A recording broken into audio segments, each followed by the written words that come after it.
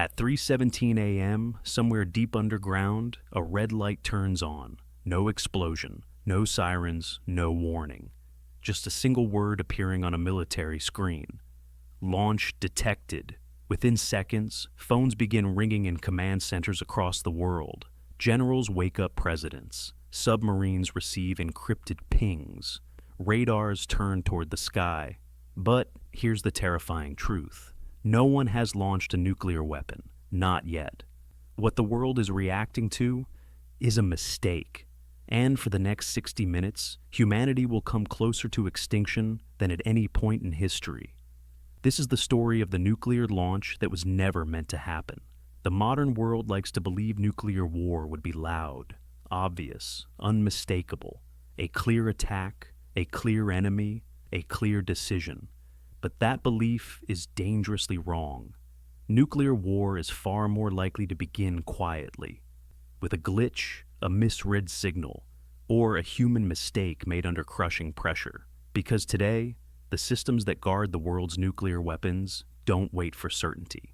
They wait for minutes, and when those minutes begin ticking away, logic becomes optional. Fear takes over. It starts with a satellite.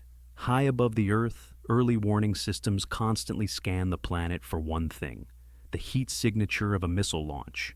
At 3:17 a.m., one of those satellites detects something unusual, a sudden bloom of infrared light, sharp, intense, brief. To the system, it looks exactly like a ballistic missile lifting off from a hostile region. The alert is automatically forwarded. No human has touched a button yet.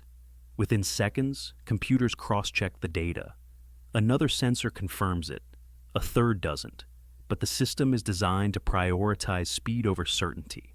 An automated alert is generated. Possible nuclear launch detected.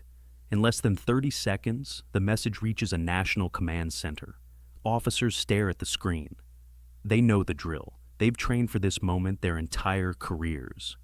But training does not prepare you for the weight of reality. Because once this alert exists, it cannot be unseen. Phones begin ringing, senior commanders are woken, emergency protocols are activated. The air inside the room feels heavier. Someone asks the most dangerous question of all. Is this real? The honest answer is, they don't know. And they won't know for several more minutes. But those minutes may not exist. Ballistic missiles, once launched, can cross continents in under 30 minutes. Submarine-launched missiles can arrive even faster, which means every second spent waiting for confirmation is a second closer to annihilation. In the capital, the head of state is awakened. No briefing, no gradual explanation.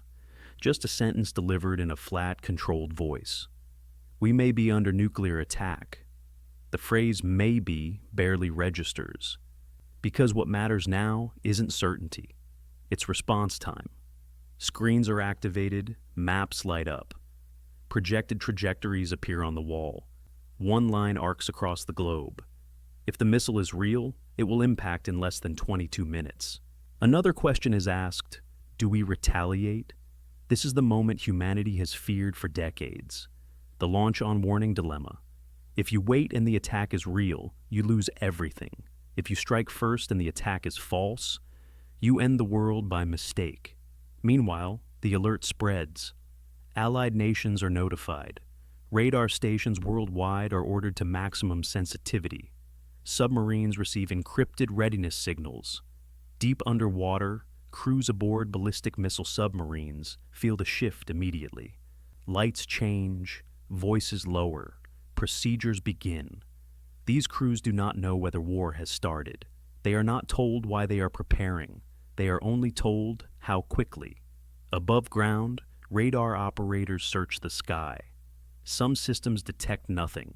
Others pick up faint anomalies. Conflicting data pours in. This is where things become truly dangerous. Because nuclear doctrine assumes chaos. The systems are designed under the belief that confusion itself is a sign of attack. Jamming, interference, sensor disruption, all expected during the opening moments of nuclear war. So, uncertainty does not stop the process, it accelerates it. Inside the command center, countdown clocks appear. Time to potential impact, 18 minutes. Someone points out an inconsistency. The launch signature does not perfectly match known missile profiles. Another officer counters, "New weapons don't look like old ones." No one can prove either claim, and no one wants to be the person who hesitates if cities vanish. In a hardened bunker elsewhere, a second nation detects the same alert through shared systems. Their analysts are even more alarmed.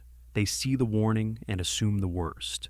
If one side believes a nuclear exchange has begun, the other must assume it's already losing time. This is how wars cascade.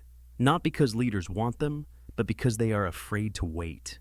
Orders are prepared but not yet transmitted. Keys are not yet turned, but they are placed on the table. The room goes silent. Time to impact. 14 minutes.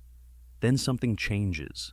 A technician notices an anomaly. The heat bloom detected by the satellite matches the thermal signature of a rocket launch.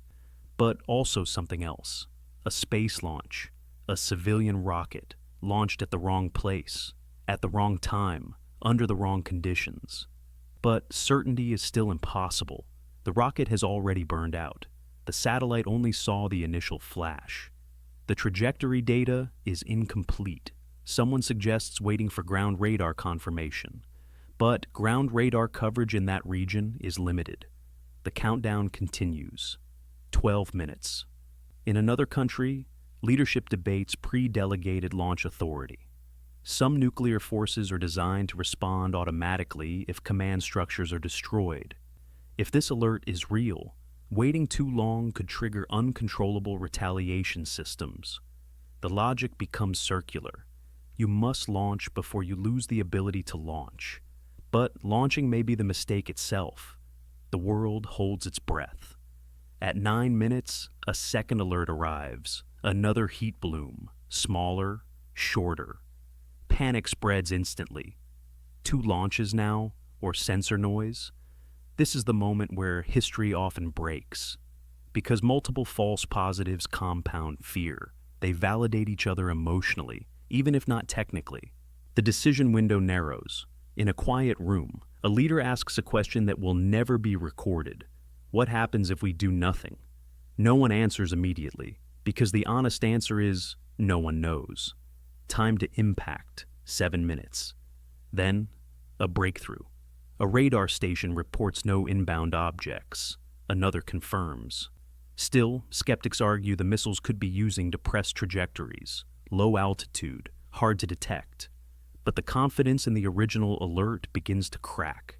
The second heat bloom is traced. It came from atmospheric interference, a rare reflection of sunlight combined with sensor calibration error. The first alert is re-examined. It matches a civilian space launch schedule that was never properly entered into the military database. A mistake, a bureaucratic oversight, a missing line of data. Slowly, terrifyingly, the truth emerges. There was no attack. There never was. The clocks hit 0. Nothing happens, no impacts, no detonations, no firestorms. Across the world, systems stand down. Submarines receive cancellation codes. Missiles remain in their silos. Humanity survives, not because the system worked perfectly, but because someone, somewhere, hesitated. In the aftermath, leaders issue vague statements. The public is never told how close the world came. The incident is classified, buried, sanitized. But inside military circles, the lesson is clear. The danger was never the enemy. The danger was the system itself. A system built for speed, for fear, for retaliation. A system that cannot afford mistakes, yet depends entirely on fallible machines and humans. The terrifying reality is this. The next time, hesitation may not happen. The next anomaly may occur during a real crisis. The next error may align with political tension. The next countdown may reach 0 with keys already turned. Nuclear war does not need malice. It only needs momentum. And once it starts, no one controls how it ends. The world continues spinning. People sleep. Cities glow. unaware that their survival, once again, depended on a single decision made in silence. This was the nuclear launch that was never meant to happen. And it almost ended everything.